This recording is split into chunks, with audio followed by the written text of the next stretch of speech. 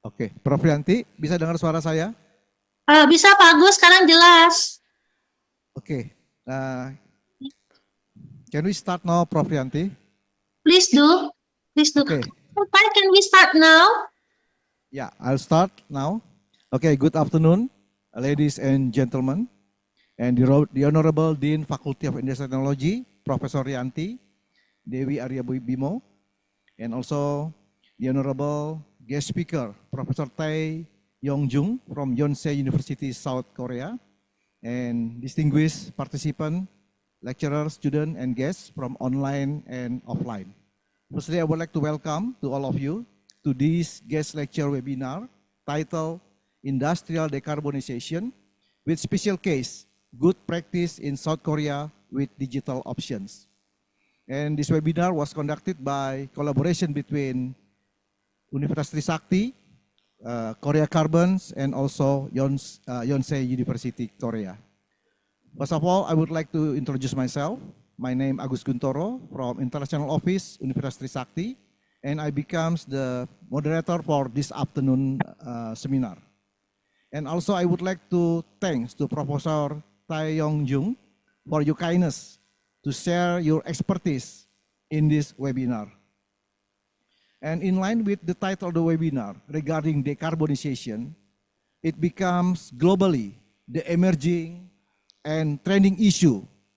There are several issues, which is like climate change, which bring undeniable impact of the human life, and also the increasing temperature of about 1.5 degrees since industrial revolution. And this is all due to the CO2 emission in the atmosphere through human activities. And this issue brings people of all the worlds to ratify the Paris Agreement in 2016. Please, quiet please.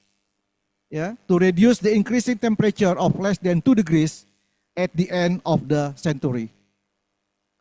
And Indonesia also took part in shaping a low emission future through a nationally determined contribution and set target of the greenhouse gases of emission reduction voluntary between 26% to 41% to 2030. And it is the reason why this seminar is very important for us to know all about, because it influences our future life in this planet. So without further ado, before I invite Professor Jung to give the presentation, I would like us to the Dean of the Faculty of Industry Technology, Professor Yanti, to open this seminar. Please, Prof. Yanti. Well, thank you very much, Mr. Agus Guntoro. Can you hear me? Yes. Okay, thank you. Good afternoon, everyone. Assalamualaikum warahmatullahi wabarakatuh. The Honorable Professor Jung Taeyong, Professor of Sustainable Development and Director of Sustainable Development Program at the Ban Ki-moon Foundation for Better Futures, Yonsei University, South Korea. The Honorable Dr. Won Dong-cho, the Chairman of Carbon Korea. Yang terhormat Bapak Insinyur Agus Guntoro, Director of the Office of International Affairs, Corporation and Culture, Universitas Trisakti, and all the webinar participations. First of all, I would like to show our gratitude from myself, from my faculty, and on behalf of my university to Professor Jung for his willingness to share his knowledge in today's guest lectures. And once again, I would like to welcome Professor Jung. Thank you very much again, Professor. Thank you. So I would like to show our gratitude to Dr. Won Dong-cho for supporting this webinar. Hopefully, this event will be the beginning of another effective and productive collaborations between the Universitas Trisakti and the Educational and Research Institute in South Korea in the futures. We do hope that this is not end in this webinar, Professor, but maybe we can do much more together to solve the international problems that is the matter of carbon. And since this speech, this lecture, general lecture is very interesting, I would not waste any more time. Uh, please enjoy this webinar and please take all the things you need to understand, to know. And because now we are together with Professor Jung, which the expertise is really in this matter. So please enjoy this webinar. Thank you very much. And to all the team who has prepared this webinar, thank you very much. Okay. Bismillahirrahmanirrahim. We opened this webinar in this afternoon, which presented by Professor Jung Taeyong from Yonsei University, South Korea. Thank you Thank very you. much, Professor Yanti. Okay, Thank you. before we start with the presentation, I would like to present the CV of the Professor Taeyong Jung. Please present the CV, please. So, ladies and gentlemen, so you can see the curriculum vitae of the Professor Taeyong Jung. So you can see the expertise and the professionalism of Prof. Taeyong Jung to see how is the important of his expertise in this field. Already, Pak? Yeah, wait a minute. Okay. Okay. Probably I will read it whilst waiting for Pak Judi to, this one, okay. Yeah. So this is the curriculum vitae of Professor Taeyong Jung. As this current position of the professor is the Graduate School of International Studies, Yonsei University, Republic of Korea, and also the Director Sustainable Development Program, Ban Ki-moon Foundation, and both member of World Wide Fund Korea and member of UNESCO Korea.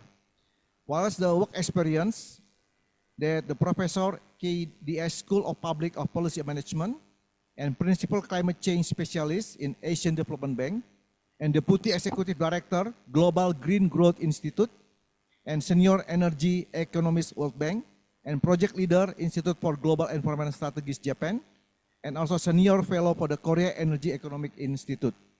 With education is BA from Seoul National University, Republic of Korea and MA PhD, Rutgers University, USA. And the former position is member of Presidential Council of Carbon Neutrality and Green Growth, Republic Korea, and member of International Cooperation Committee, National Council on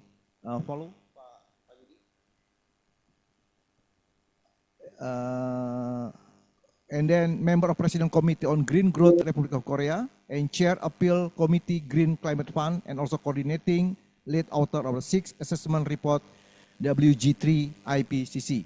So from this curriculum vitae, we surely know that Professor Taeyong have the ability to speak in terms of the industrial decarbonization. Now the time is yours, Prof. Taeyong, to give the presentation. We have allocated the time for about 1 hour and then followed by the question and answer. Please, now the time is yours. Thank you, Moderator. It's my great honor to have a short talk with our Indonesian colleague, and also thank you the Dean. It's a kind introduction, and also I'm very happy to develop further relationship with your school if we could. So today, I hope you can see the slide. My slide I can control here. Okay, that last month, if I remember correctly, the Professor Judy Ahmad joined the delegate from Indonesia to Korea as a part of ADB project. We have some gathering, and at that time, I met this Professor Ahmad Judy, and he kindly invited me to give this lecture. Well, as you can see, I just move around here and there, but for last more than 30 years, even if I just keep moving here and there, my research topic, my topic was energy and the climate change area. And especially, I was asked to talk about the decarbonization in industrial sector, which is the most difficult and hard to mitigate the CO2 emission. So today, within an hour or so, I'll talk about, I'll share my ideas and my point with our Indonesian friend, and then we can discuss how we can move forward. Well, the table of contents, I think I'll cover 3-4 topics. But before I go into the topic of carbon neutrality or how to cut the CO2 emission, I just want to talk about the 4 mega trend. I just name it 4D trend, okay? And without the climate change issue, I'm sure that in my own opinion, there are important mega trends in this century. So I'll touch upon that issue, then carbon neutrality in Korea, then decarbonization process, especially in industrial sector, and how we're going to work together. I think a donor group and the developing community, how we can move forward for this achieving carbon neutrality, as the moderator said at the beginning. So those are 4 topics that I'll cover. Then I'll jump into this 4D megatrend, and I just name it 4D. Simply, in my own opinion, there are 4 important trends. And the first one is without any doubt, and probably in this century, especially in this decade, we heard too much about this wording, digital transformation, or digital transition, or digitalization. So that's the first D I want to highlight. This one, has a lot many implications, but especially it has very, very strong implication to our energy use. So especially I'll focus on that issue.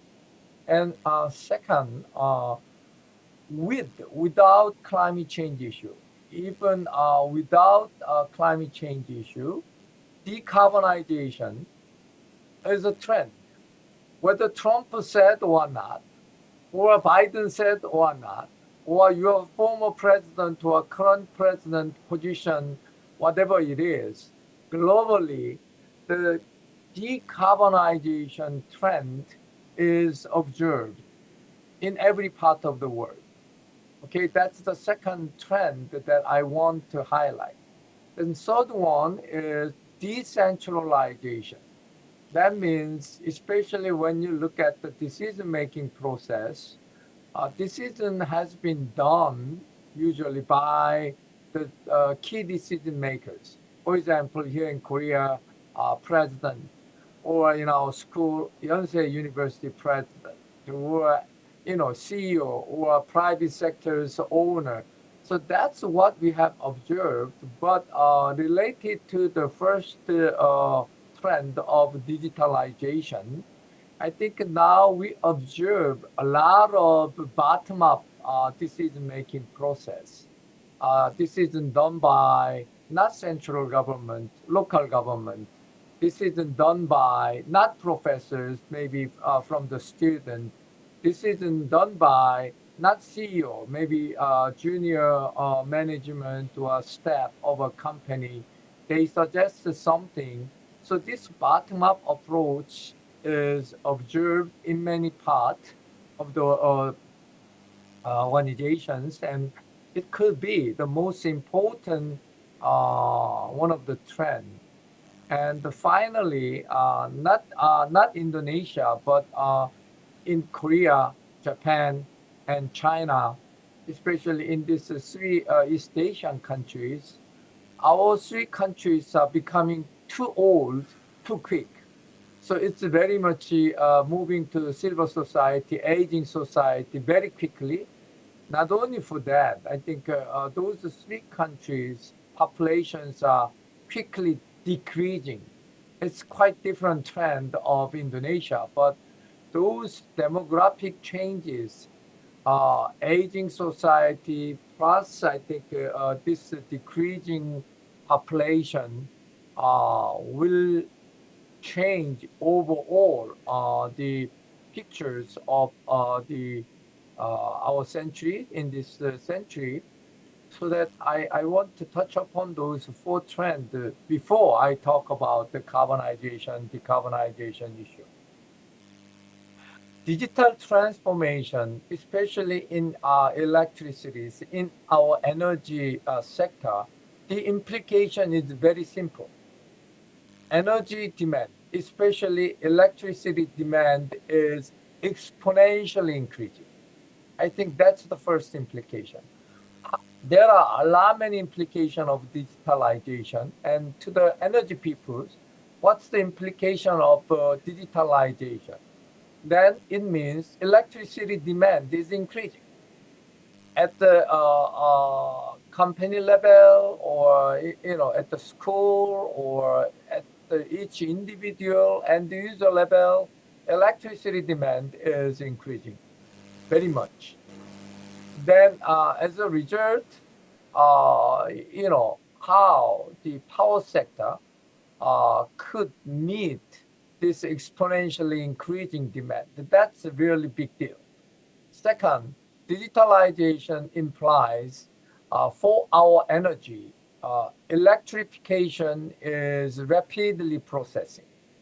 Up to now, in some sectors, like a transport sector, maybe more than 90% of our energies are all fossil fuel based, especially oil based, diesel, gasolines, and so on. But digitalization combined with this electrifications implies even in transport sector, the electricity demand is increasing.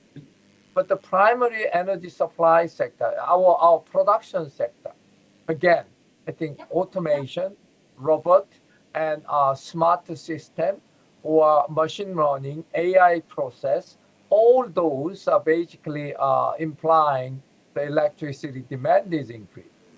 Service sector, same thing. I don't have to go to the bank anymore. I just use my mobile phone to do my financial transactions, and most of your transactions can be done with your mobile phone. That's very much convenient, and that's the benefit of digital transformation. Then you have to ask yourself, what's the energy for this kind of convenient transactions? Again, electricity. So service sector, end user sector, transport sector, primary production sectors all requires more electricity. Then obviously, whether resource-rich country like Indonesia or the country like Korea, we import our energy more than 90%, 95% of our energies are all imported from somewhere. But all those means electricity demand. Second, very nature of electricity, as you know, electricity cannot be reserved or saved. So we develop extra technology to store the electricities. We call it battery or electric energy storage system, ESS, or whatever you call it. Yeah, in your mobile phone, you have to charge your phone, or for your electric car, you have to charge. All those are basically you save the electricity, you store the electricity. So this technology could be one of the necessary conditions for your digital transformation.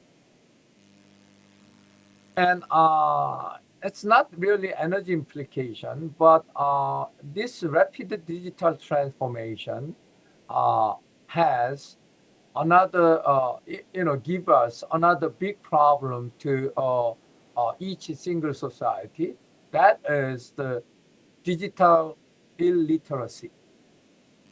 That means that's not energy issue, but before, in Korea or in Indonesia, whether you read and you write your own alphabet, that is important. We call that the literacy, right? Illiteracy, literacy rate. But now, because of rapid application of digital devices and so on, could make the another social phenomena, whether you could use that digital devices or not, whether you could use digital application or not. That's the big deal. I don't have to go to the bank for my personal transaction because I know how to use my mobile phone to do my personal banking transactions. But my old mother cannot do that because she doesn't know how to use this one, digital thing. So digital illiteracy is becoming the big issue, especially for the elderly peoples. And that's a side effect of rapid digitalization. And in other words, digital technology is too fast. That means human cannot catch up this new technology things.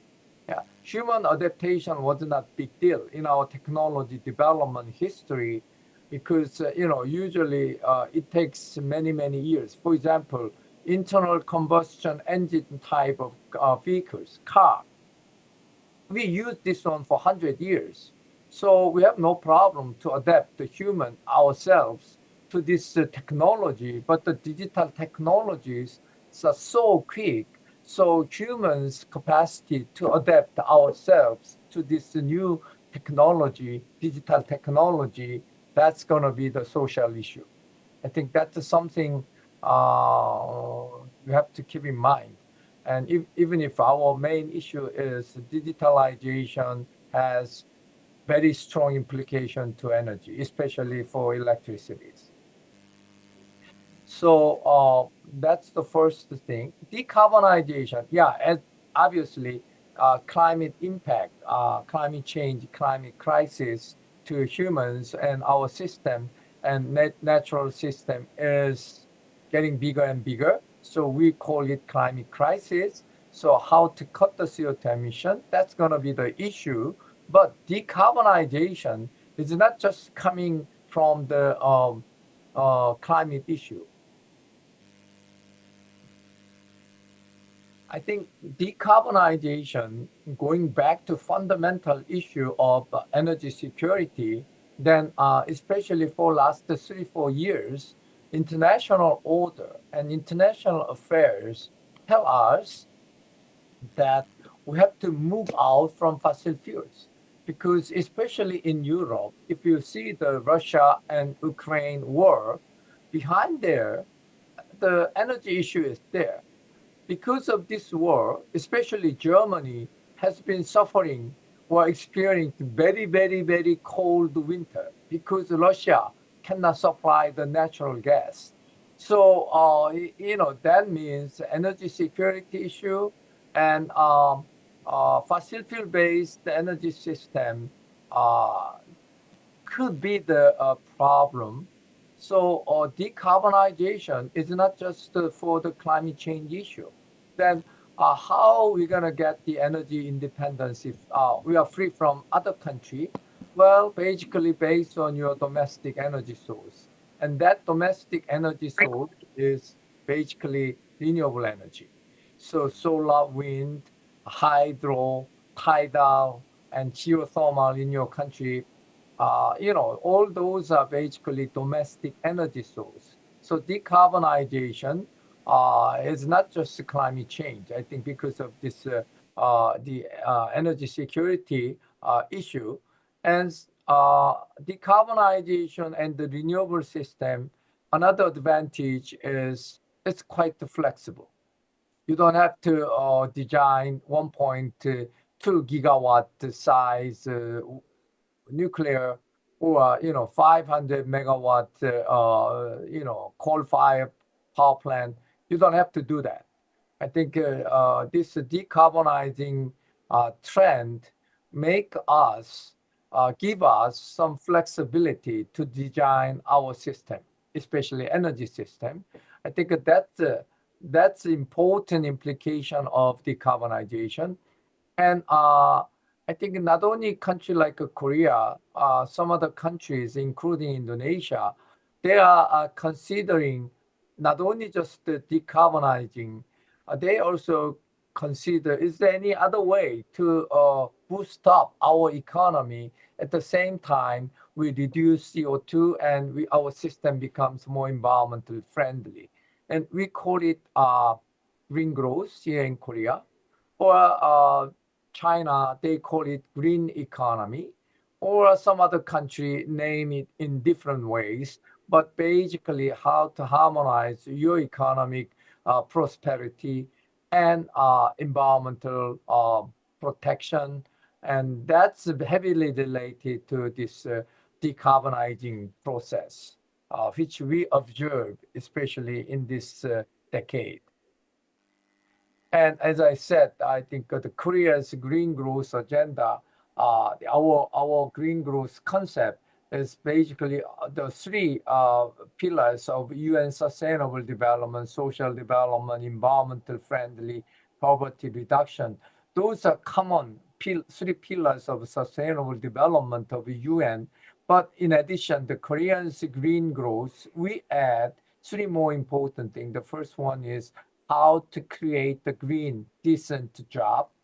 Second, how we're going to promote Korea's green technology. And as I said, the country like Korea, we import a lot of energy sources from all parts of the world. For example, actually, Indonesia has been our long-time energy partner. We import oil. We import natural gas. We import coal from Indonesia for several decades. So that's a good partner from the Korea point of view. But at the same time, how we're going to secure our own energy issues. So those three important domestic agenda can make Korea to develop our own decoupling agenda. That's the green growth. Okay, decentralization, this is not really related to energy directly, but I think this is the most important trend I observed in this century.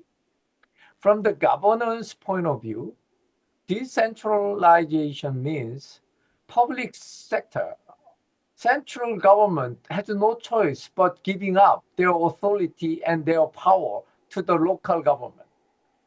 Yeah, this is a trend.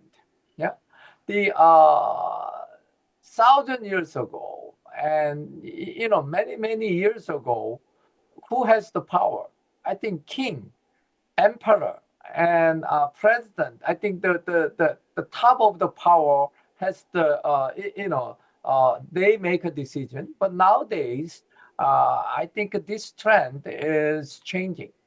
We delegate our power to local decision-making process. So the decision makers. So basically top down to bottom up. I think this is a really, really big change in my opinion.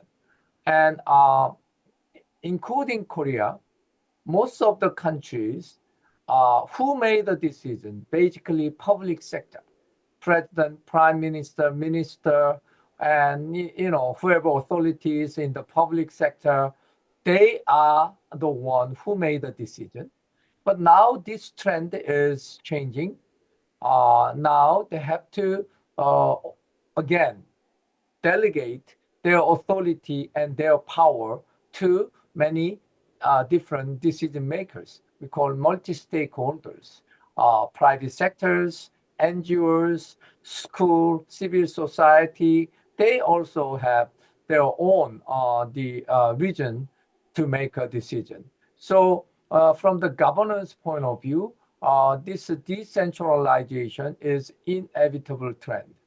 Second, from the communication point of view, this decentralizing trend is accelerating because of communication pattern has been changed. In my opinion, even up to early this century, communication means basically supply-driven things. Here in Korea, public broadcasting companies or private TV stations, they monopolize, they occupy the communication. They basically give us the news, drama, show, entertainment programs, and so on.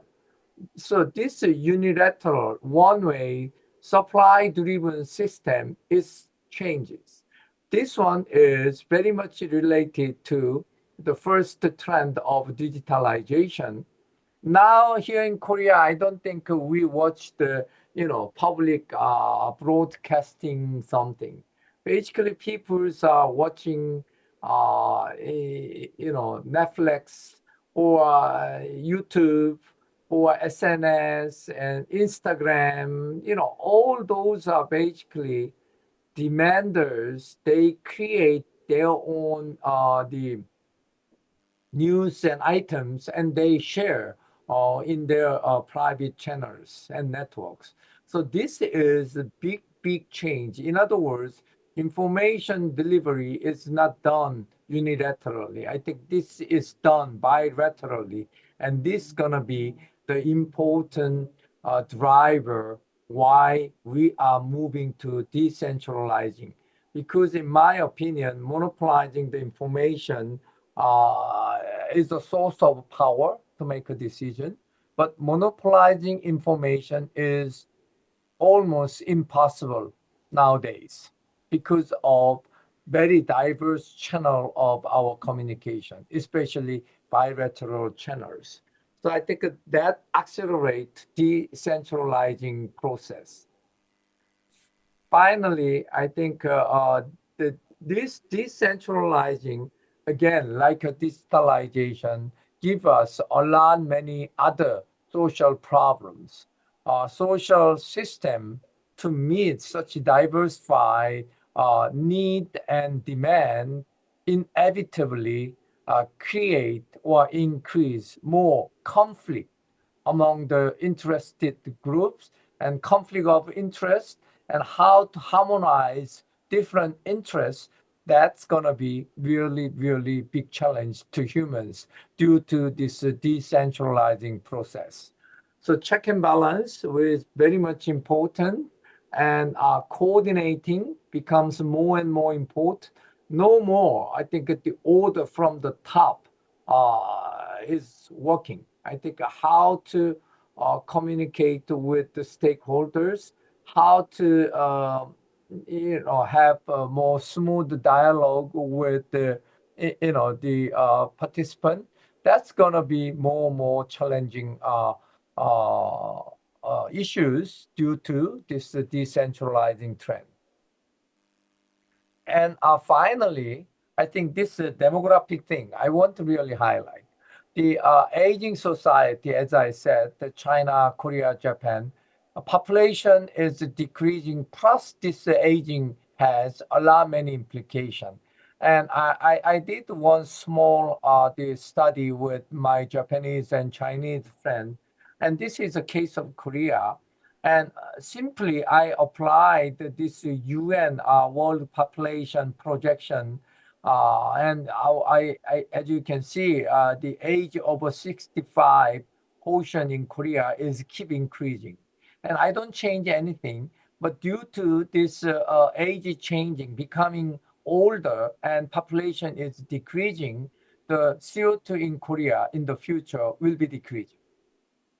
That means this all the groups, they basically reduce their activities so that their energy demand from this group is decreasing.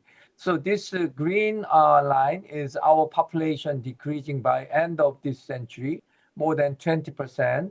Koreans will be disappear. Then with only this factor, the others are all freeze, but CO2 emission is decreasing more than 5%.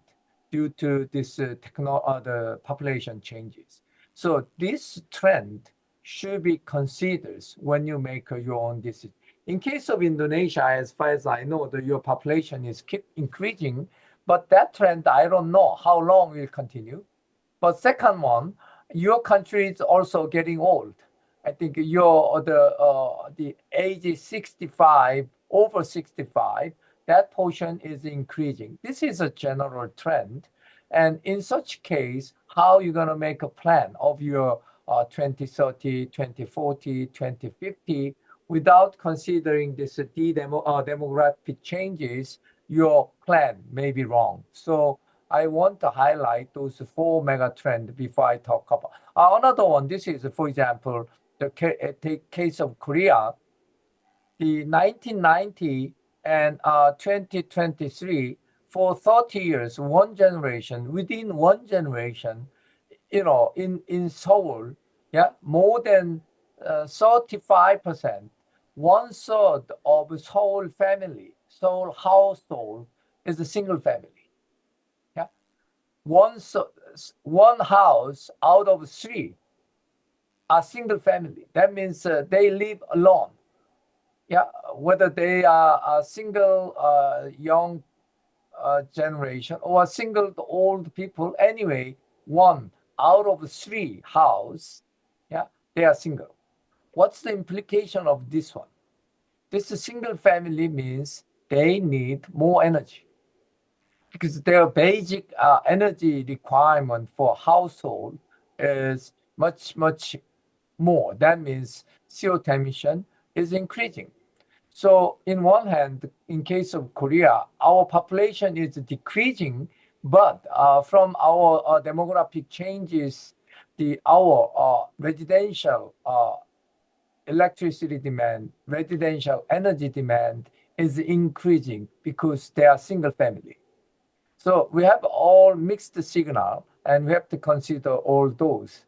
I think those are my point why I touch upon this 4 mega trend first. Then carbon neutrality in Korea, and I quickly move this one because your country also at the beginning, the moderator said Indonesia is very keen to move to this carbon neutrality things. So more or less our program, your programs are more or less the same. So I'll cover this one quickly. Well, our CO2 emission is keep increasing. Yeah, it's for sure up to 2022. But after that, 2023, 2024, unfortunately, Korea's GHG emission is decreasing.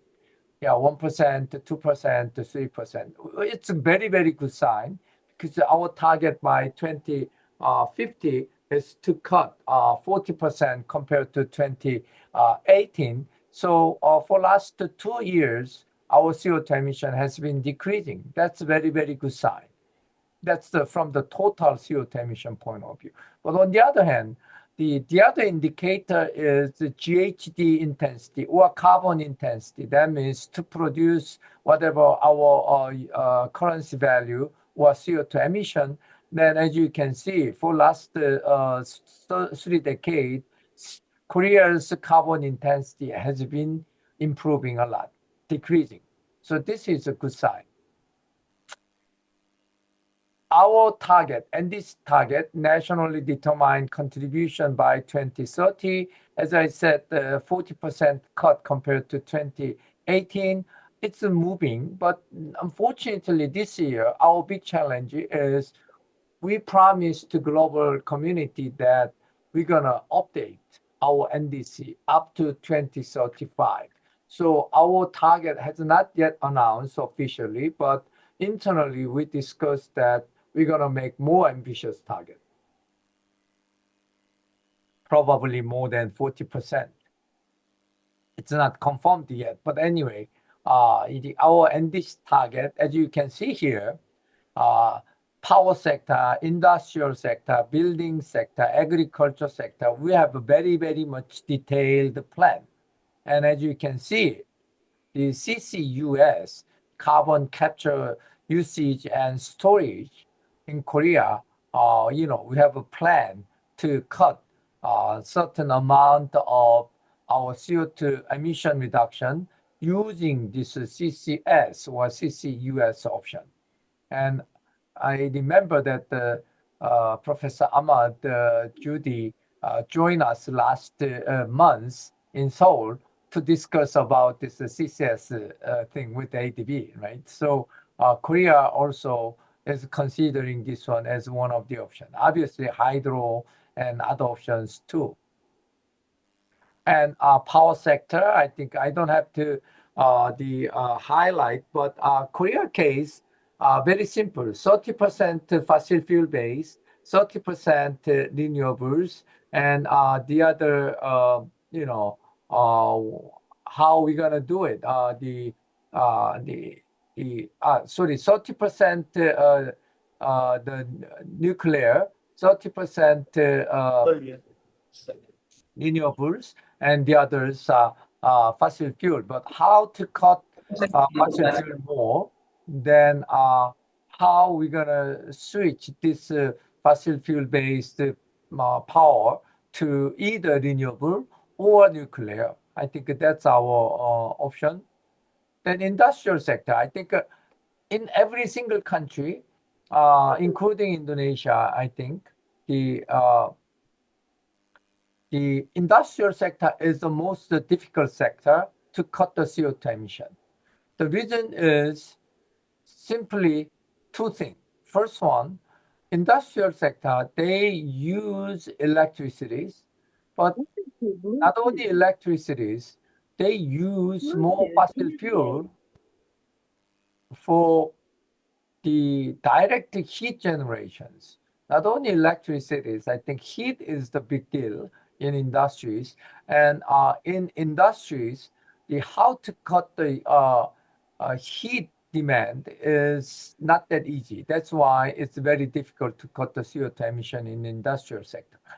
And, sector by sector, for example, steel industry, Korea POSCO is one of the biggest the steel making company in the world, and they include this electric arc furnace options and hydrogen and some others, but still they use a lot of coals and petrochemical. I'll cover those sector by sector issue later, but also ETS, I think emission trading thing. I think Korea is very, very keen on using these options. And I know that the Indonesia also start this domestic emission trading system starting from coal-fired power sector. But anyway, I think this one is basically to cut the CO2 emission in the industrial sector. Building sector basically the energy efficiency improvement and green modeling and renewable options. Those are the basic three options to cut the CO2 emission from the building sector. Transport sector is also very difficult, but the modal change, I think, vehicle mode is changing from fossil fuel based, internal combustion engine based vehicle to non-fossil fuel based option like electric car or hydrogen car or hybrid car and so on. And second one is not from the private vehicle to provide more public vehicles and public transport system. I think many of you last months when you came to Korea, you enjoyed the very convenient Korean Seoul public transport system. Metro, subway, and public bus is well linked, and our system is very much convenient. So modal change plus promoting this public transportation system and obviously improving the efficiency of your transport system.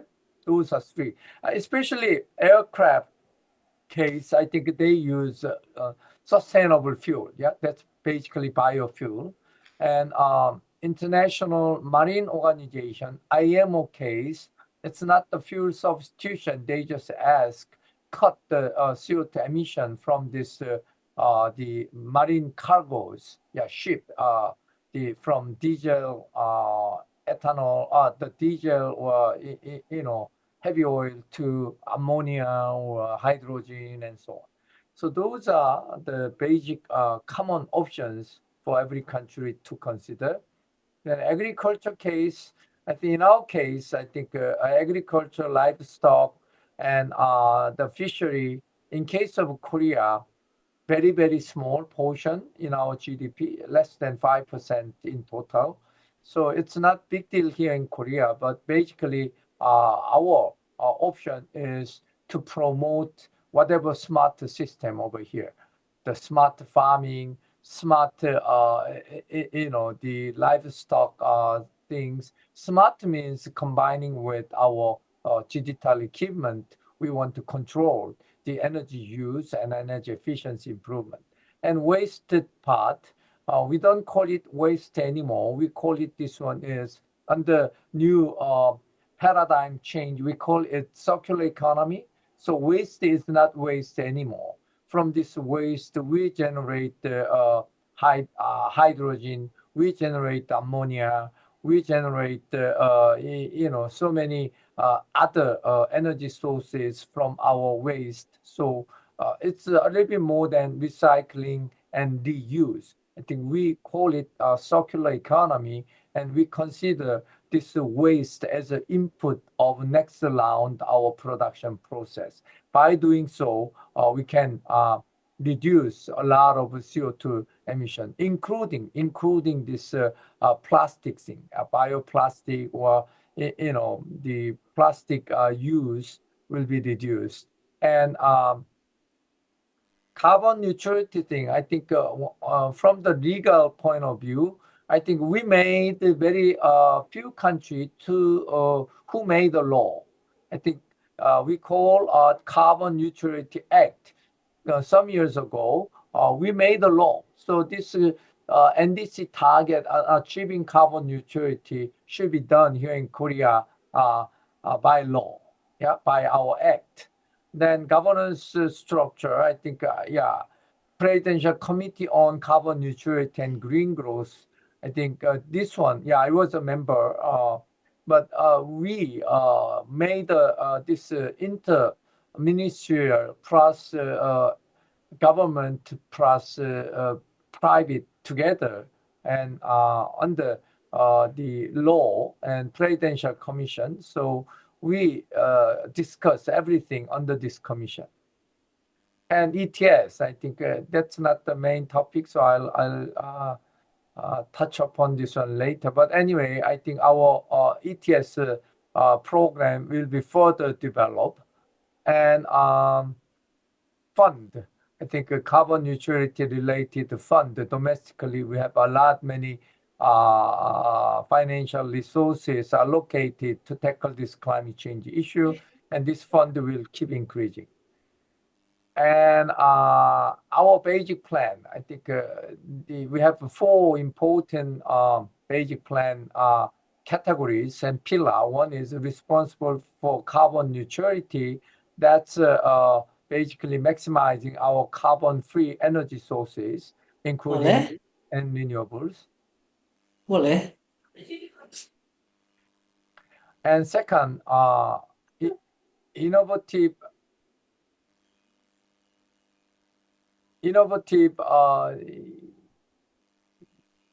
carbon neutrality option is basically we use the technology option plus also this financing option and emission trading scheme. We call it, that's the innovative options. And together means, as I said, it's related to decentralizing trend. Central government cannot do anything by themselves alone. I think they need a partner. They need a stakeholder to work together. That is central government, local government, civil society, and private sectors, media, school, academia. So those are the government plan, how to achieve our carbon neutrality.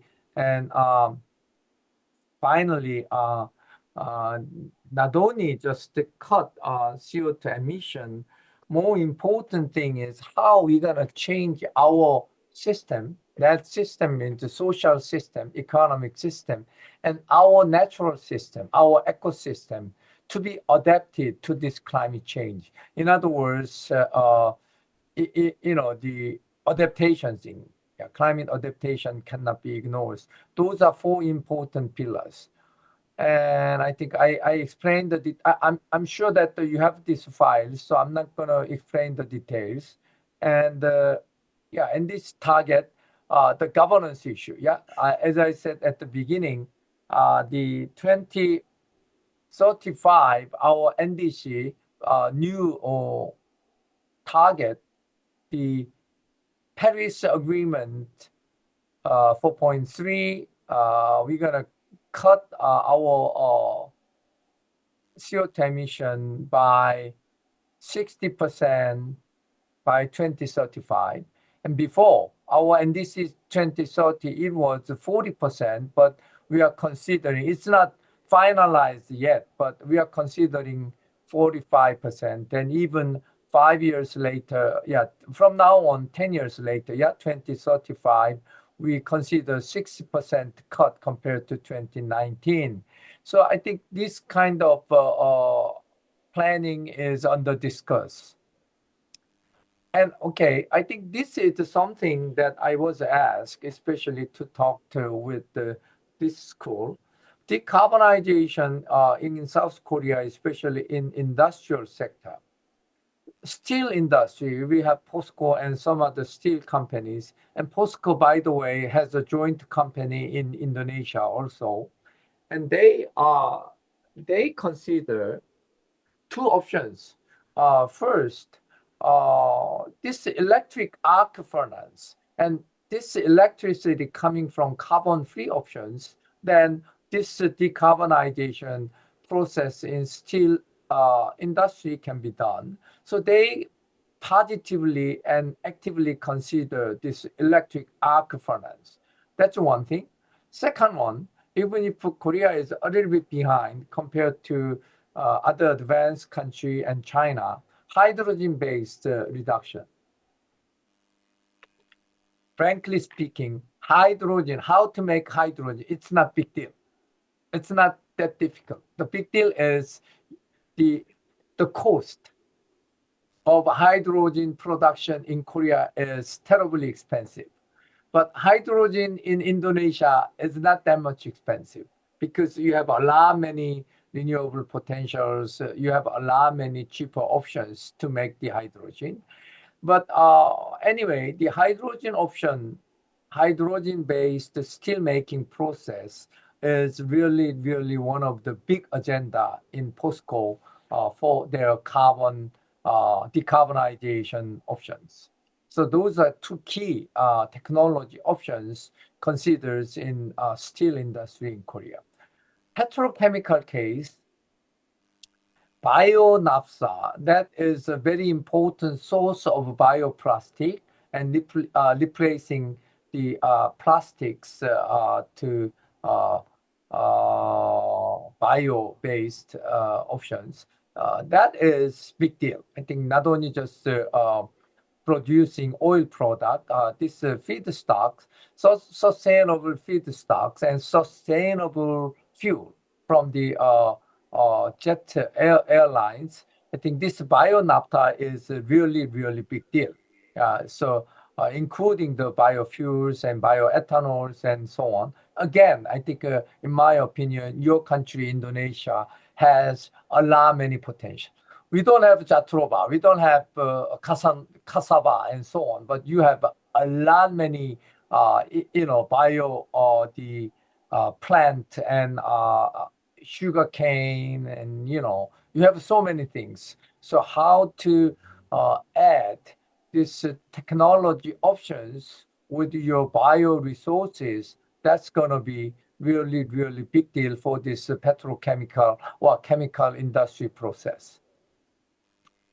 And digitalization, because at the beginning when I explained this 4D trend, I think Korea is very much advanced in digital applications. So I emphasize that industrial sector is very difficult to cut the CO2 emission, but equipped with these digital options, we do our best to monitor, to find the rooms to cut the CO2 emission from the industrial sector by applying this digital tool. For example, AI, machine learning. What's the meaning of this AI, machine learning, big data analysis, and so on?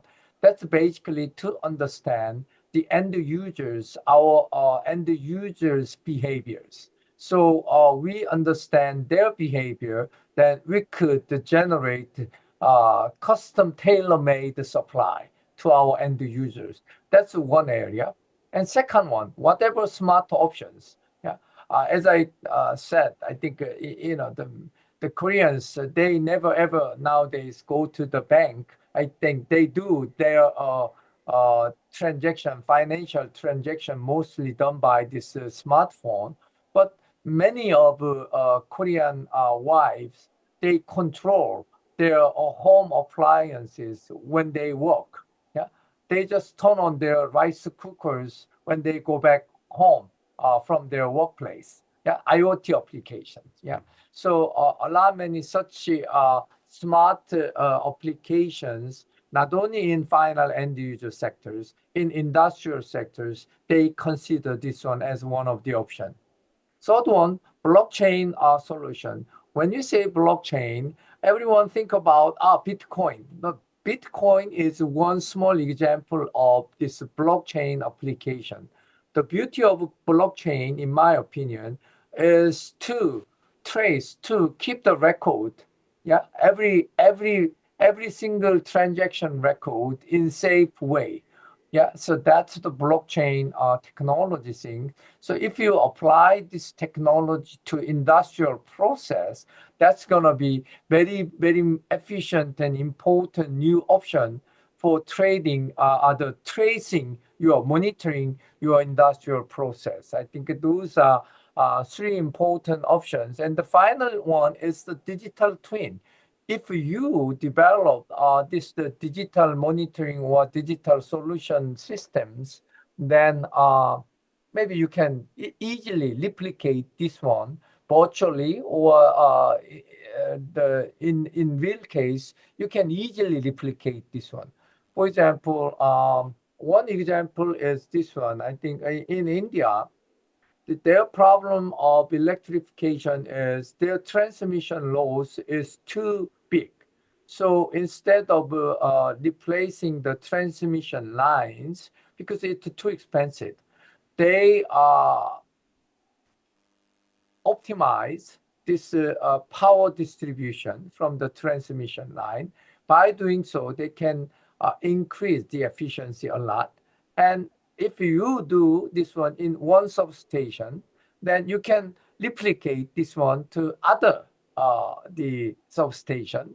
So a lot many this digital twin, or basically digital replication, could be possible even in virtual situation too. So those four are very much important items for our industrial sector to consider as an option to cut CO2 emission in industrial sector.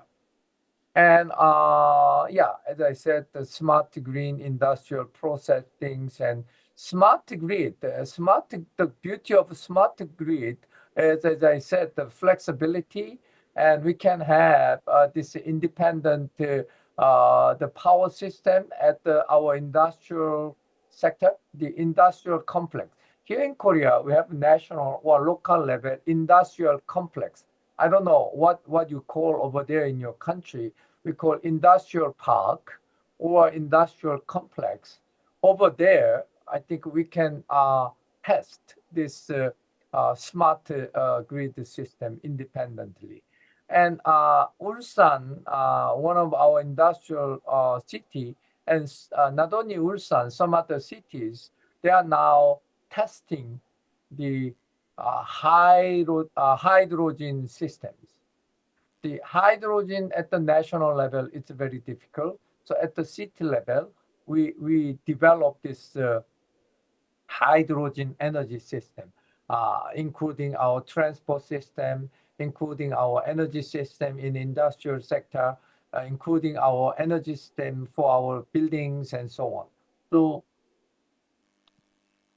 those three are the main, I think, practice decarbonizing process in Korea, which is very much digital based. Then I think these takeaways, I think some lessons and some items that I want to highlight is decarbonizing technology is one of the key programs now in Korean industrial sector. And second, combining with this the digital transformation should be accelerated to cut the CO2 emission, and synergy between technology, innovation, policy, and money, I think financing. Those are the 4 or actually items that IPCC 6 assessment also recommend to policymakers. To achieve carbon neutrality, I think important 4 things: technology definitely, and innovation. That innovation is not just the hardware technology innovation, it's your system also, and policy and money, financing. So those 4 are items that highlighted, summarized by the IPCC AR6 report, and good the public-private partnership. I think this one I don't have to the highlight anymore. This is so important. Plus, I think digital infrastructures. Digital is not free. I think it requires a lot many huge investment for the infrastructures. So those are the key condition for digitalizing your industrial sector, plus decarbonizing your industrial sector. Finally, I think one final topic that I want to add bilaterally with Indonesia, I think Korea could be considered as one of a small donor country. Indonesia is considered as a big recipient country. Then this climate change community, especially the financing group and climate change group, they don't know each other. I think financing peoples, they don't know much about climate change issue. Climate change groups, including engineers and policymakers, they don't know much about the financing practice and structures, especially private project financing areas. I think how to fill this gap is a big challenge. Second, donor group and recipient group. Indonesia and Korea, when we talk about the same topic, climate change, our focus are different. So I think we have to really share our common ideas, and we have to fill the gap between these 2 different groups. And innovative financing, in my opinion, as an economist, money matters, okay? Money is the big thing. Without money, you cannot do technology development, you cannot do the innovation. So how to secure and how to develop innovative financing, I think that's the big deal. And climate policy, when we talk about climate policy, peoples and decision makers are focusing too much on the mitigation thing, how to cut CO2 emission. But more important thing is climate adaptation, how the human system, how our ecosystem could be adapted to this climate change, which is external shock to our system.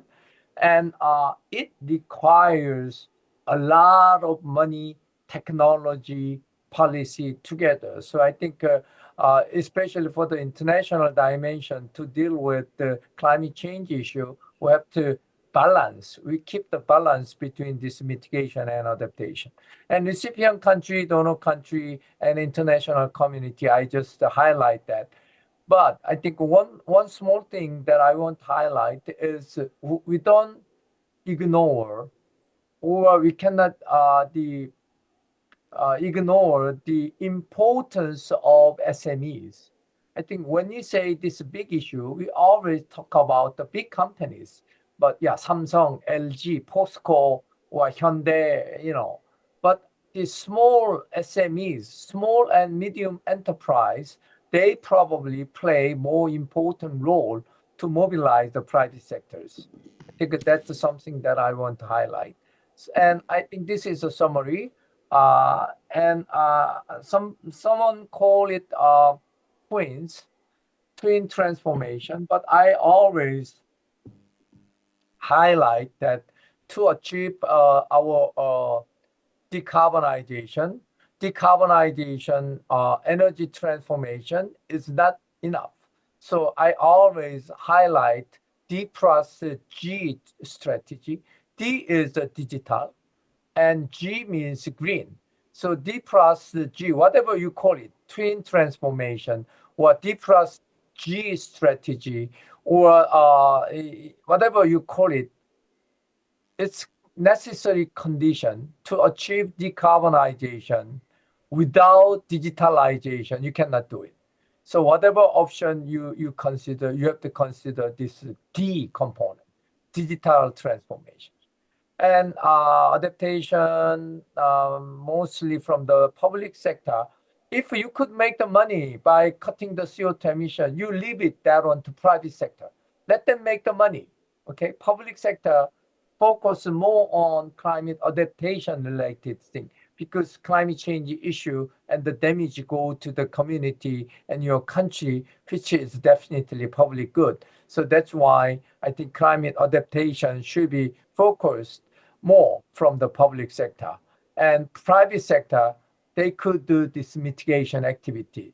Not only reducing the CO2 emission, I'm sure we have to give the condition for private sector to make the money. Otherwise, they are not coming in.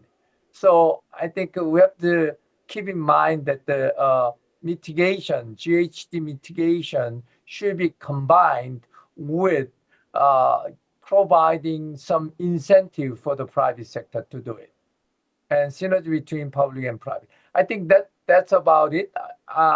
Yeah, I think thank you for your attention, and let me stop at this point, and I'm happy to share my view with our participant. Thank you. Thank you so much, Professor Taeyong Jung, and thank you for your excellent and inspiring presentation, which is opening our outlook to the importance of the decarbonization in terms of how to reduce the climate change through several actions from downstream and upstream. And before we come up with the question and discussion, I would like to summarize a little bit about what you already present and to emphasize in the what you call as the 4 mega trends, and especially in relation between decarbonization and digital transformation, which is the main prime mover actually to solve the problem toward the zero emission. And however, it's not an easy thing, I think, because as you see that decentralization and demographic change is also another consideration in predicting the impact. And coming with several solutions in the green technology is also necessary because the technology, innovation, and the policy is the main pillar of how to reduce the emission. And in this case, we need for the international dimension in terms of the global collaboration. And as you mentioned again, because since 2018, the decreasing trend of the Korean greenhouse emission actually is a proof how Koreans success in coping to reduce the emission of the CO2. So from this point of view, I think I will open the discussion to ask and to discuss anything related to technology, probably the policy, innovation, and so on. So I will give the priority to the people who are present in the offline, probably before in the online. Okay, from the offline, please mention your name and state from which institution, please.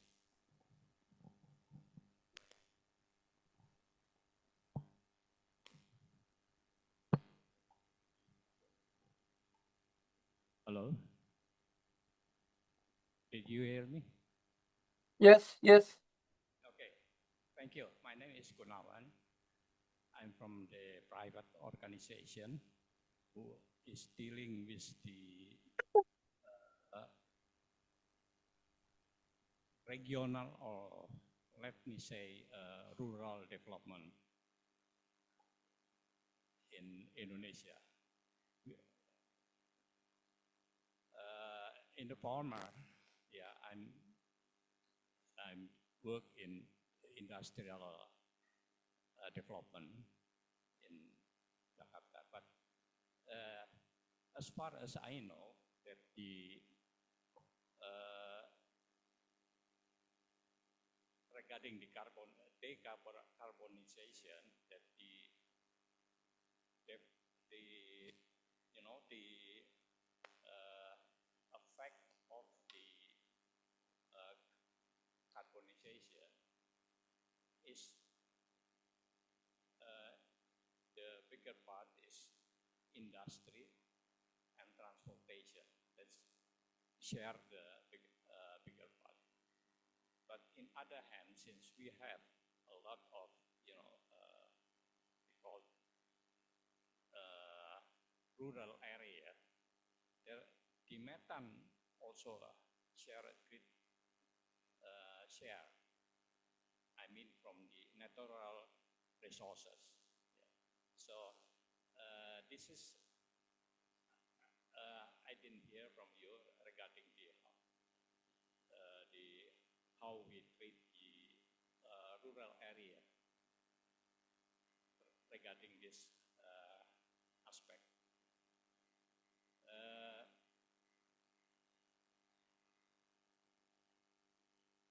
Indonesian industry is considered as we call it out of date industry, because we are really not taking care and not concerned regarding the industry.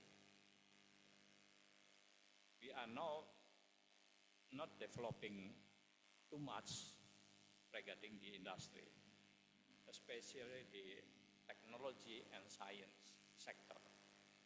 This was expressed on the rate of contribution of manufacturing to GDP. Yeah. 30 years ago, when I start involving this sector, the manufacturing industry is already among 20% of the GDP. But now on is 70%. Yeah. Within 30 years.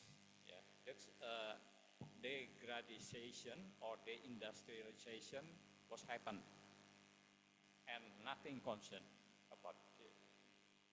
I believe the government also not taking care quite well about this situation. And well, I saw also Korean was growing very fast for the last 30 years. Currently, our industry facing the old machinery, which is share the great carbonization, is not effective, and well, I must say it doesn't help to the decarbonization. And also the pricing, yeah, the energy pricing is in Southeast Asia, we as considered as expensive rate for energy compared, say, to the surrounding countries.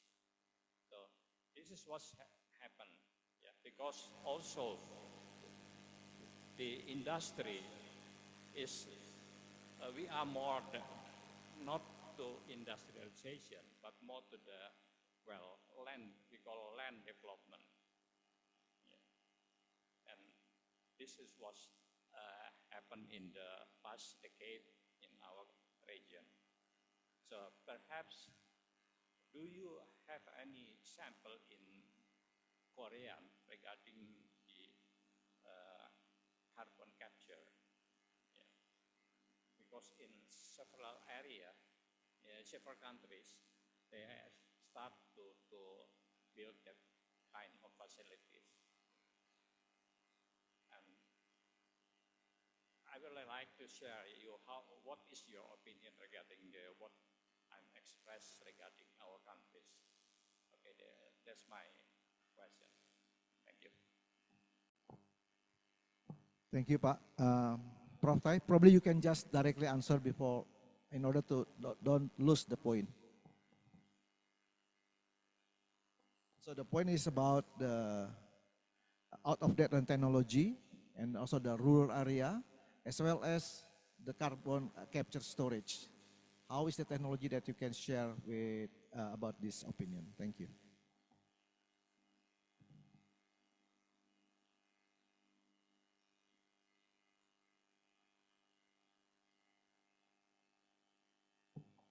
For those in the online, if you want to ask the question, please raise the hand so our staff will contact you. Thank you.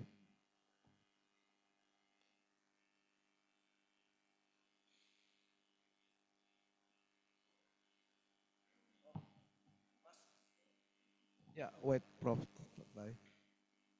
Sorry for the.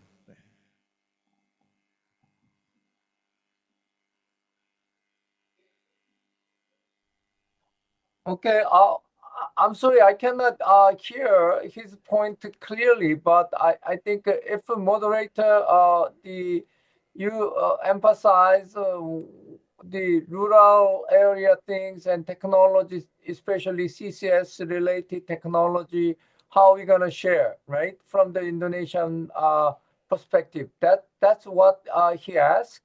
Am I More or correct? less, that's the question. You're right. It's about out of date of the technology and then produce a lot of the emission and how you capture. Is there any kind of the solution that you might share, and also the rural area problem? Well, obviously, as a professor, I have no solution. Yeah, but all I can do is I can suggest something to the decision makers. And the decision makers, especially technology-related decision maker, in my opinion, is not the government. I think in case of Korea, technology is basically owned by private sectors.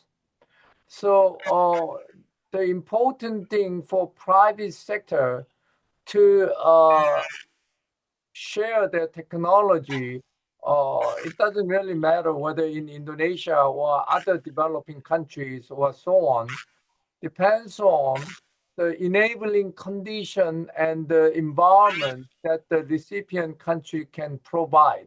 In other words, is there any favorable condition for them to do the business? The important thing is the private sector, they consider in the form of international collaboration. I don't think so, frankly. They consider, is it my market or not? So if they consider this is a market, that means basically if they could make the money, then they'll come. So how are we going to provide a favorable condition, not only just for Korean private sectors? I think that's the same for the Japanese or Americans and so on. Whether Indonesia or other country can provide, the enabling conditions or not. For example, I want to do practice open the market over there, but the Indonesian practice, Indonesian law, Indonesian bureaucracy, Indonesian red tape, which are not familiar to me.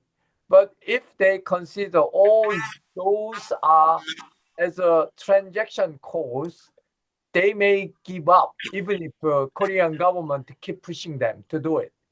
So I think the key is providing the private sector to consider that country or that city as their market or not. And then government role and international agencies role is obviously important, but that's not the main. I think that's a supplementary role. The main is from the private sector who has the technology. I think that's the last stage thing. But if I go back to the question from the first stage, for example, the R&D development, research and development stage or pilot stage is something. At that early stage, definitely public sector, government, international organizations' role are more important. Even I think R&D stage, the school, university level collaborations are important. At the test bed or pilot stage thing, the public sector's role is important. So I start from the commercializing stage first, but at the beginning, definitely the public sectors and the school, academia, and research institute and public entities' role to boost up, to develop this area together. I think that's important thing. Rural development thing, I think the Korean experience cannot apply to Indonesia because what we did is 1960s, 70s. And at that time, we have no digital the equipment. At that time, we have no renewable energy options. So nowadays, if you talk about the rural development of Indonesia, definitely you have to use two options. One, renewable energy option for providing the electricities. Second, you have to fully utilize your digital capacity. That accelerate your rural development. In addition, specifically, I hope that Indonesia can consider the smart farming things. And because it's simple, smart farming can produce more value added to Indonesian farmers rather than traditional old way. So smart farming, again, combining with the digital things, you can increase the productivity and you can improve the efficiency of your logistic of your product. So those two main points that I want to highlight. Thank you. Thank you, Prof. I think it's quite proper that what you say, that at the end, we are facing the policy from our government, which is probably is not very supporting. Because since energy diversification in Indonesia, when we compare with the economic scale, and finally, when the policy is not support, it just not working actually. Okay, probably I move to another. If there's any question from the floor, please. While waiting from the online, any? Yes, please. Please mention your name and institution, please.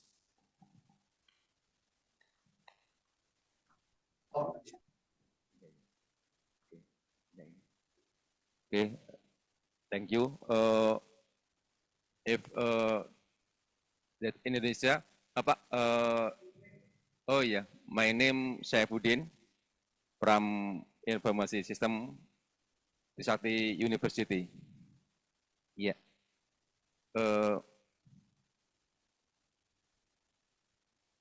If decarbonization will reduce the need for petroleum, natural gas, and coal. Yeah. But in Indonesia, produce of petroleum, natural gas, and coal. How will it impact Indonesia if later petroleum, natural gas, and coal are replaced with other material? Okay, thank you. I don't know much about Indonesian primary energy portfolio, but basically, as far as I know, Indonesia has been one of the key member of OPEC. Yeah, but now I know Indonesia, you import a lot of oil. Yeah, and you are very important the natural gas producers and export a lot. And you are one of the key coal producing country. I don't think you give up the fossil fuels. yeah, I think then it's gonna be big damage to Indonesian economy. So the Indonesia should maintain the fossil fuels. For example, here in Korea, our primary energy, more than 80% still are based on fossil fuels. So I think the key is whether we're gonna use the traditional old style fossil fuels, or we're gonna use more decarbonizing technology options to use fossil fuel. For example, I didn't talk that much about the CCS, but Indonesia, you have CCS reserve potentials, yeah, on land or on sea. So even if you burn out the coal oil, but if you treat this CO2 and somehow store somewhere, we don't have a reserve at all. So if you work together with a country like Korea, Japan, or China or US, who has this CCS technology, and then you accelerate technology development of CCS with this technology advanced country. At the same time, you can provide this test bed site, or you can provide a lot many other good conditions for them to test. Then I think this is one way to win-win from the both sides. So basically, I don't criticize the fossil fuels, but how we gonna use fossil fuel more in sustainable manner. I think that's our key challenges in every country. And also specifically bilaterally, Indonesia and Korea, we may have some advanced green technology, but you have also a lot many advantage that the Korea doesn't have. So let's find some area where two countries can make the win-win situation. That's my answer for your question. Okay, thank you, Prof. Tai. I think I agree with you again that in this case, when we are talking about the economic scale for diversification, for example, because we don't have any value added to the industrial, and that's why it's become much more expensive. I think that's the answer. Pak Yudi, you have a question, please. Thank you so much, Pak, Jung, for your sharing. And I think I have one question regarding the monetization of the initiative for decarbonization. We have to monetize the initiative of decarbonization with carbon credit and carbon offset. We use carbon credit to make some initiative of transaction about the balances between the release carbon and absorb carbon between the parties. Like maybe you can use like carbon market. Yes, we last year in Indonesia has launched the carbon market. What is yeah, in Indonesia carbon exchange, carbon stock exchange. But I think we need to learn from the best practice or good practice in Korea, South Korea, about the operational of carbon credit stock exchange. How to become this more empower the initiative for decarbonization. And about the carbon offset, as I have followed the workshop in your country, you introduce CCUS, carbon capture, utilization, and store. So I think it's still what is expensive to capture the carbon from the source, and then to utilize and moreover and store in the city area. I hope I would like to more clearly about how we can calculate benefit and cost ratio between the carbon offset initiative. Thank you so much. Again, Professor Judy, I cannot really clearly hear you. So please summarize your comment or question. Okay, Prof. Pak Judy asked you about what is the potential of carbon offset in Indonesia, because in CCUS and CCS is not really very economist. So we are talking about carbon offset. What do you think about carbon offset in Indonesia? Well, I think as Professor Judy mentioned, I think the CCS is still very expensive option. Yeah, but on the other hand, your country has a lot many potentials, and for the cheaper carbon offsetting option in your country, definitely I think forest area. I think your country, like the Brazil, your jungle, Kalimantan, I think your country's CO2 emission is not just coming from the fossil fuels. I think your deforestation is also an issue. So by promoting more carbon sink, I think you can achieve not only the climate target, but also you can maintain the ecosystems and biodiversity issues and so on. So definitely, in my opinion, the your carbon offset option from the forest sector, and that's one. Second one is you have a lot many potentials of renewables. And as far as I know, your country is much bigger than the Philippines. But based on my very limited information and knowledge, your current solar implementation is much lower than the Philippines. That means I think something wrong. Yeah. So maybe your cheaper renewable options like a solar and the geothermal, for example, and those options could be more cheaper carbon offsetting option for your countries. Based on my limited knowledge and information about your country. Thank you. Continuing our discussion, Prof. Tai, although Indonesian through the presidential regulation number 98 2021, including the carbon trading in Indonesia, and Indonesia already established what we call Indonesian Stock Exchange Carbon, and that's including the carbon offset and so on. But from my point of view, it's really not good in terms of the Indonesian government, because we just can't become something like inferior and become something like to co-opted by the the modern countries, that they can just release whatever they want by burning the fuel and they just buy from our countries. I don't think that is a very good deal actually.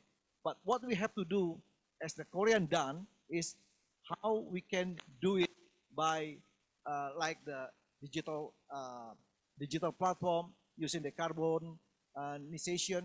I think that's the main point that we have to learn from South Korea. That is really the main thing that we have to do. Talking about the geothermal, for example, because our need for the transportation and power plant is about 1.6 million barrels per day. And for the transportation, we cannot just do it using the geothermal. And that's why, Pak Judy, carbon offset, I think it's just like become much more inferior, because they just burn and they just buy from us about the credit. Okay, thank you so much. Any other question from the floor? I'm waiting from the onlines. So whilst waiting from the online question, probably Ibu Ria, you have any question regarding technology, for example, from the floor? I will come back to the online, and now I come back again to the offline. Any other question? Pak Agus? Yes, Ibu Ria. I think I've already sent the because I've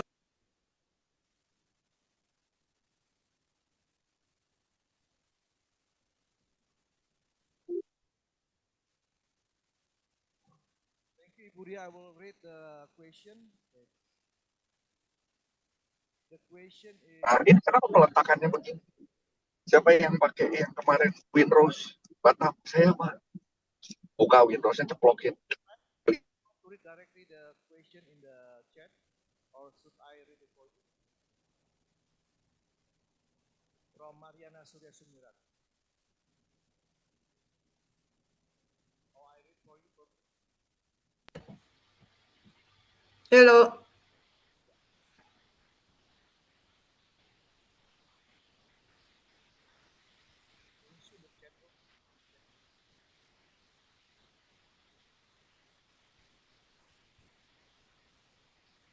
Okay, the question: industrial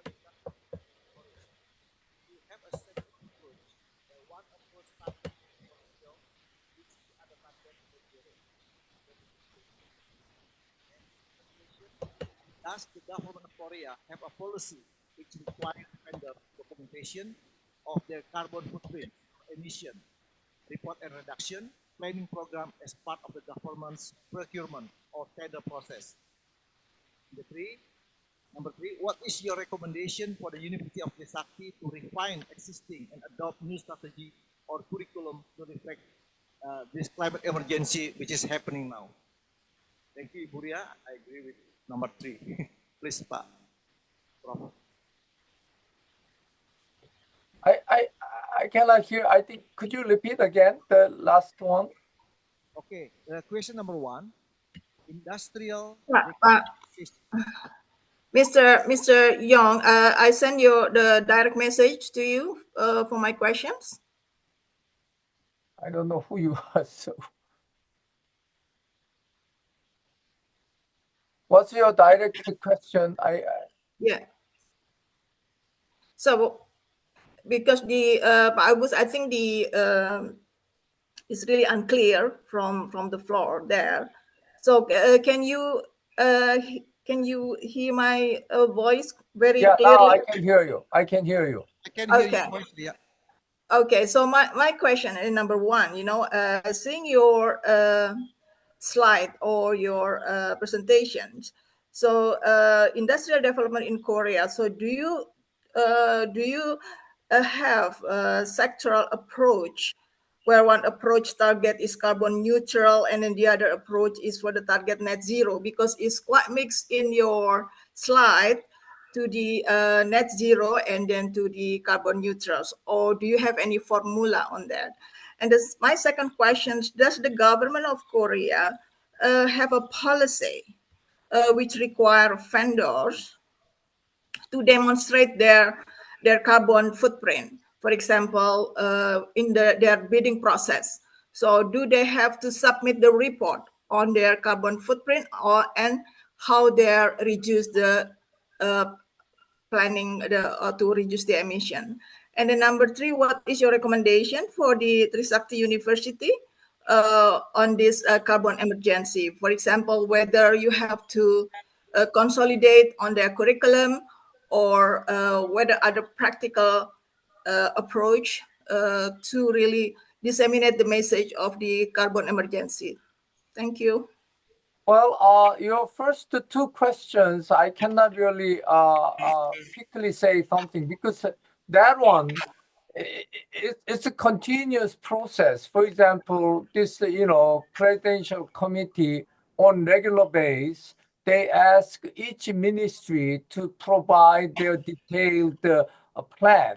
And it's gonna be done collective effort of I don't know how many institute organizations are involved, and we have a very, very detailed plan, and it's gonna be approved by this presidential committee among those ministries and the members. So it's a collective process, and it's not just done by one document.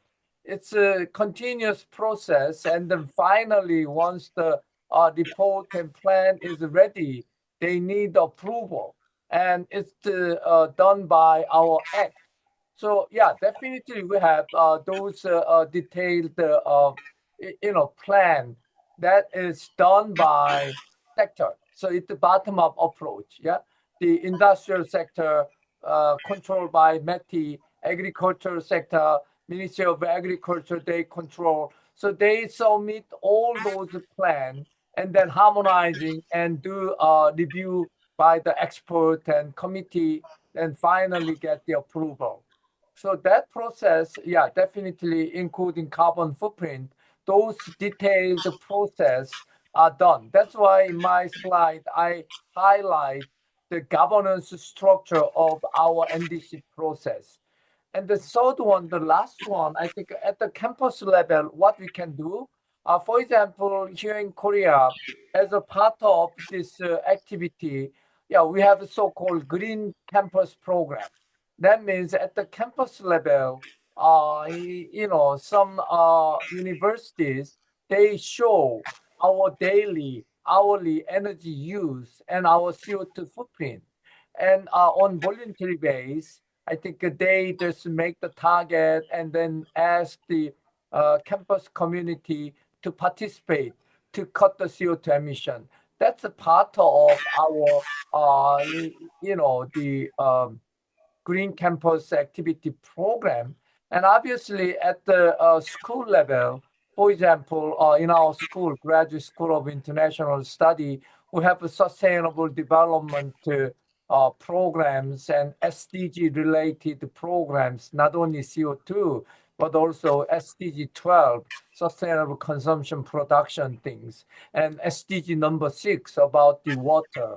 And those are, done by at the school level, faculty level. I think our international school, we have our own program, but our engineering school, based on their expertise, they have their own the sustainable CO2 related programs and curriculums. And at the university level, obviously, we have a public, symposiums and a lot many different level of activities are going on to promote the green activity at the campus level. I'm happy to share our activity with your school if we have some occasion to discuss it together. Okay. Thank you. Yeah, already Buria, I will concise that talking about the industrial decarbonization is not just something independent, but dependent with the multiple and complex problem, but one another are connected and a very continuous movement. And your second question, I think, is very clear. It depends on the policy of the government, but of course, ethically, it has to be followed by the footprint of the company. And number three, I agree that it's very advanced probably in South Korea in the awareness how the curriculum is part of the university. And it's no wonder I mentioned before that since 2018, you are proof to decline the emission of the CO2. Okay, probably from the offline, any other question? No? Okay, from the online also there is no question. Now, before we finish the presentation, probably I would wrap up about what we have. So, listening and digesting the presentation and discussion of what almost 1 hour that you present, and following the discussion. So the following is my wrap up. So we start first with the fact. The fact that the world globally faced now is global warming that causes climate change. And it has caused and damage of climate disaster and also getting larger year by year. And also the increasing global greenhouse gas emission, which is almost 50 gigatons now produced to the atmosphere. And this cause, if business as usual happening without any action, so by the year 2001, the average temperature will increase 4 to 5 degrees, and that means the game over scenario for this planet. So the global awareness bring by the COP21 with the Paris Agreement is with the main issue how to reduce CO2 emission, whilst every country is voluntary to propose the nationally determined contribution with reaching the zero emission by 2050-2060, including Indonesia, that voluntary we target 26 until 41% by the year 2060. And in line with that, with the 4 mega trend in the global world that you mentioned about digital transformation, decarbonization, decentralization, and demographic change, And this is something that interconnected one another in coping and solving the problem. And talking especially with the decarbonization and digital transformation, these are related to give the impact in controlling greenhouse gas emission to reach the zero emission by knowledge and technological are needed. And of course, innovation, technology, and policy. And many complex parameters are subject to the further discussion in finding best solution which is unique in every place. And using the South Korea as an example, how the country facing the problem as a lesson learned, and you are very successful in doing so since 2018. So it is not independent. It is very dependent in terms of the politics, how decentralization and autonomy is part of the main policy, and the social system to meet diversified or conflict of interest with so many parties and doing check and balance. And in terms of the economics, open new business in a new norm that is probably an opportunity. And in terms of demographics, where the population decrease and input to emission will change very much. And the new paradigm of strategy is the carbon policy that is practiced by the Korean. With carbon policy, go to the carbon neutrality in terms of the Paris way, how to reduce the greenhouse gas and green growth economics and nationally determined contribution. And the impact to industry is low carbon. The myth of the ETS, emission trading system, which is varies from one country to another country. And the technology, for example, the diversification through the nuclear and green energy. And these all lead to the decarbonization in industry, power plant, and else. So the prime mover of doing this in terms of decarbonization is become the global issue and need technology and international dimension in terms of financing and collaboration.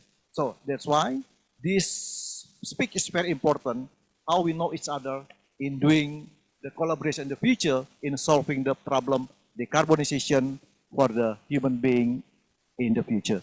I think that is the wrap up of my note from what is presented by Professor Taeyong Jung and also from the discussion that coming from you all.